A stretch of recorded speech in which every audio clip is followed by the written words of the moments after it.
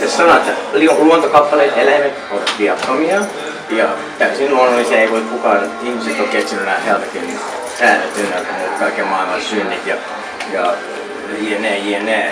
Rankaisetko itseään sitten niin paljon kuin haluaa, mutta älkää aiheuttako kärsimyksiä eläimille, että mitä, ei vastaan.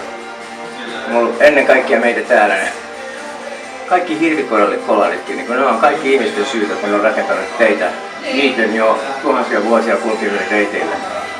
Niin en mä tiedä, pitäisi vähän funtsia vähän enemmän sellainen vähän muistakin näkökannoista kuin oman napan ympäri. Sen pohtimaan, mutta mun mielestä on hyvä olla mukana herättämässä keskustelua asiasta, jota mä kuitenkin pidän tärkeänä. Ihmiset on niin käsittämätön julmuutta ja siitä, että itselle tehdä samoin, mitä pitäisi tajuaa. Ihan totta. Koska mä oon sitä mieltä, että se on mun kissat on niin kuin mun lapset.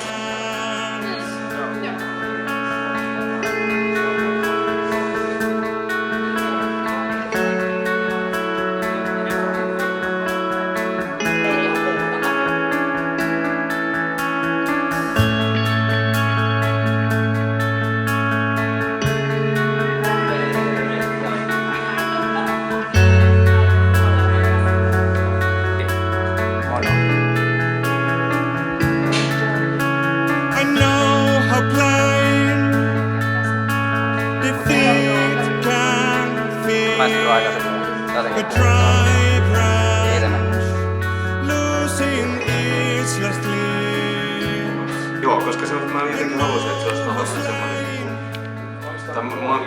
Mä oon jotenkin huomannut tulla toimia jotenkin paremmin semmoinen semmoinen keskustelu ja semmoinen.